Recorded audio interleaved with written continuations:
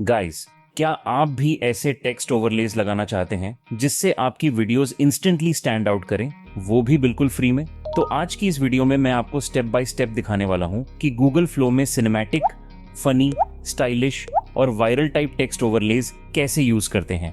और सबसे बेस्ट बात, इसके लिए आपको किसी भी एडिटिंग एक्सपीरियंस की जरूरत नहीं है।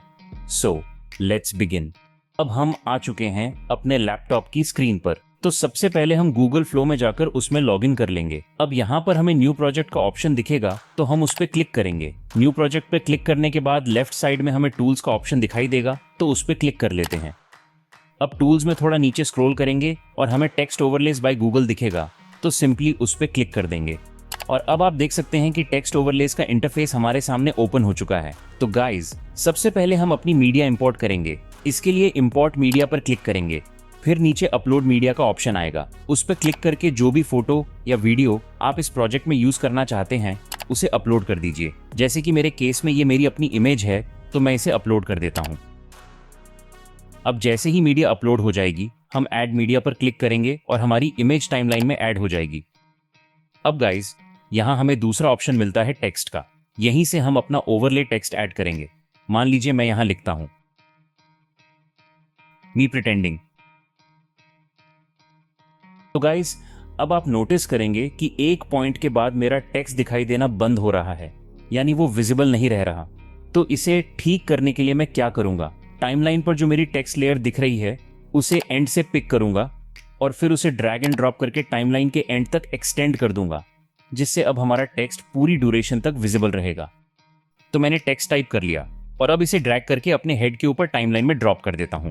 आप चाहें तो सिंपली ड्रैग एंड ड्रॉप करके कहीं भी टेक्स्ट प्लेस कर सकते हैं। अब नेक्स्ट ऑप्शन आता है फॉन्ट का। बाय डिफॉल्ट यहाँ इंस्ट्रूमेंट सैंस नाम का फॉन्ट सिलेक्टेड होता है और ऑनेस्टली इसमें फॉन्ट ऑप्शंस थोड़े लिमिटेड हैं, लेकिन फिर भी आप अलग अलग फॉन्ट्स ट्राई कर सकते हैं और ये वाला भी काफी अच्छा लग रहा है। बट गाइस, फिलहाल मैं वही डिफॉल्ट वाला इंस्ट्रूमेंट सैंस फॉन्ट सिलेक्ट कर लेता हूँ, क्योंकि ट्यूटोरियल के लिए ये काफी क्लीन और सिंपल लगता है। अब नेक्स्ट ऑप्शन आता है फॉन्ट वेट का। बेसिकली यहाँ से आप फॉन्ट का स्टाइल सिलेक्ट कर सकते हैं, जैसे रेगुलर, मीडियम, बोल्ड वगैरह। तो आप अपनी पसंद के हिसाब से इनमें से कोई भी चूज कर सकते हैं। उसके नीचे ऑप्शन आता है साइज का। यहाँ से आप फॉन्ट साइज को इंक्रीज या डिक्रीज कर सकते हैं। तो फिलहाल मैं इसे थोड़ा डिक्रीज करके 50 पर सेट कर देता हूँ। अब गाइज, उसके बाद हमारे पास ऑप्शन आता है लाइन हाइट का।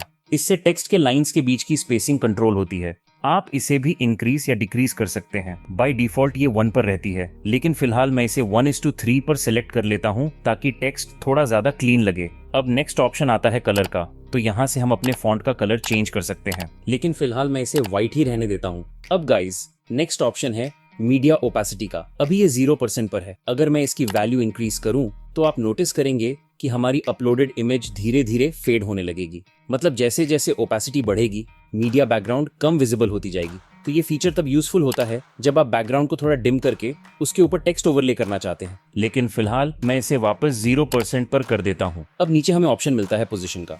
तो आप देख सकते हैं जैसे जैसे मैं अलग अलग पोजीशंस पे क्लिक कर रहा हूँ, मेरा टेक्स्ट ऑटोमेटिकली मूव हो रहा है। तो गाइज, ये सारी ऑप्शंस हमें डिजाइन टैब के अंदर मिलती हैं। अब चलते हैं दूसरे टैब पर, एनिमेट। एक बार इस पर क्लिक करते हैं। अब गाइज, यहाँ हमारे पास काफी अमेजिंग एनिमेशन ऑप्शंस हैं।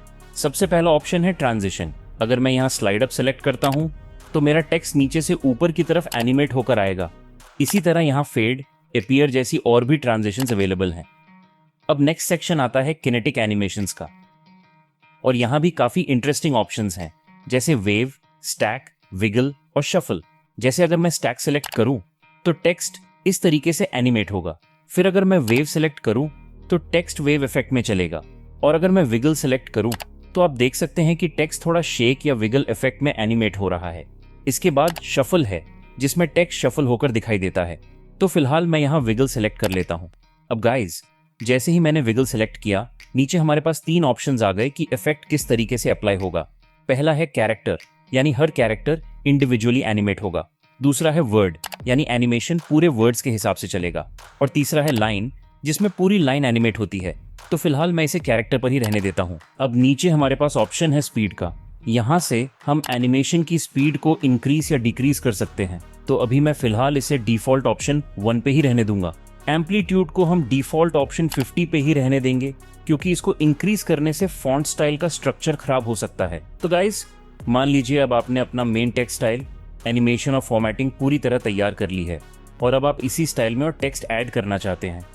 तो उसके लिए सिंपली ऊपर स्क्रॉल करेंगे, टेक्स्ट पर जाएंगे और ऐड टेक्स्ट पर क्लिक करेंगे। अब इसका फायदा यह है कि वंस आपने फॉर्मेटिंग कर ली तो जो नई टेक्स्ट लेयर बनेगी वो ऑटोमेटिकली सेम फॉर्मेट में बनेगी, यानी आपको हर बार एनिमेशन, फॉन्ट और स्टाइलिंग दोबारा अप्लाई नहीं करनी पड़ेगी। जैसे मान लीजिए सेकंड लाइन में मैं लिखता हूँ आई एडिटेड दिस और फिर एक और टेक्स्ट ऐड करके लिखता हूँ फॉर आवर्स।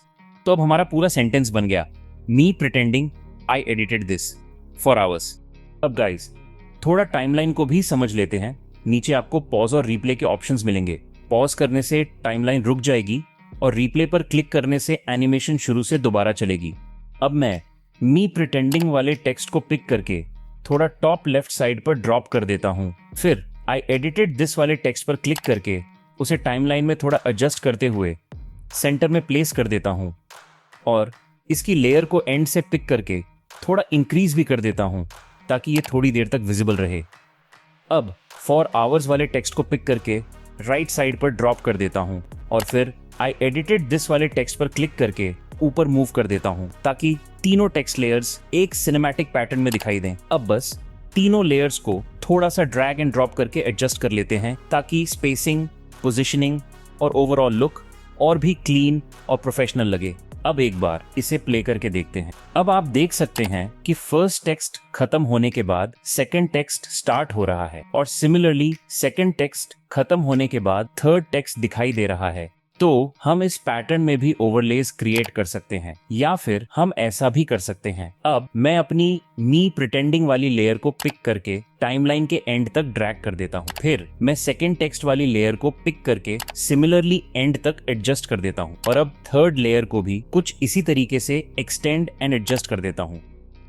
अब एक बार इसे भी प्ले करके देखते हैं और अब आप देख सकते हैं कि ये कितना सिनेमैटिक और स्मूथ लग रहा है। सारे टेक्स्ट ओवरलेस एक दूसरे के ऊपर बहुत क्लीन तरीके से दिखाई दे रहे हैं।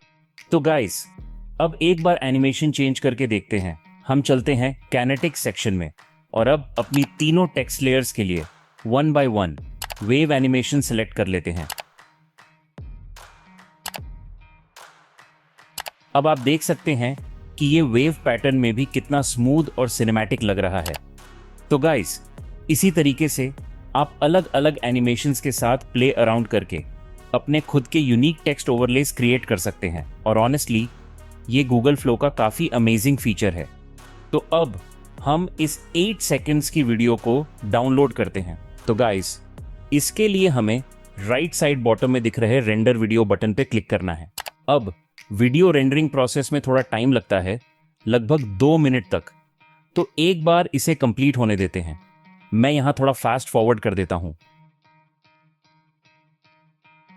ओके गाइस, जैसा कि आप देख सकते हैं हमारा रेंडरिंग प्रोसेस अब 100% कंप्लीट हो चुका है।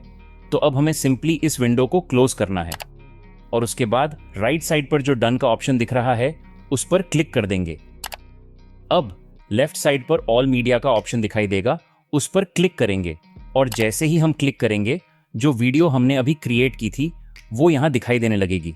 फिर यहाँ दिए गए 3 डॉट्स पर क्लिक करके हम डाउनलोड पर क्लिक करेंगे और क्वालिटी में 720 पिक्सल सिलेक्ट कर लेंगे और बस अब हमारी वीडियो सक्सेसफुली डाउनलोड हो जाएगी। तो गाइज, इस तरीके से आप गूगल फ्लो के टेक्स्ट ओवरलेस फीचर का इस्तेमाल करके amazing cinematic text animations create कर सकते हैं और अगर आप इन्हें अपनी YouTube वीडियोस या किसी भी कंटेंट में यूज करेंगे तो आपकी वीडियोस डेफिनेटली ज्यादा प्रोफेशनल, सिनेमैटिक और विजुअली एंगेजिंग लगेंगी। तो गाइस, उम्मीद है कि आपको गूगल फ्लो का ये टेक्स्ट ओवरले फीचर काफी पसंद आया होगा और अब आप भी अपनी वीडियोस में सिनेमैटिक और वायरल टाइप ओवरलेस क्रिएट कर पाएंगे। अगर वीडियो हेल्पफुल लगी हो तो वीडियो को लाइक जरूर करना, चैनल को सब्सक्राइब कर लेना और ऐसे ही AI और वीडियो एडिटिंग ट्यूटोरियल्स के लिए मुझे फॉलो भी जरूर करना। मैं मिलता हूं आपसे अगली वीडियो में। Till then, keep creating.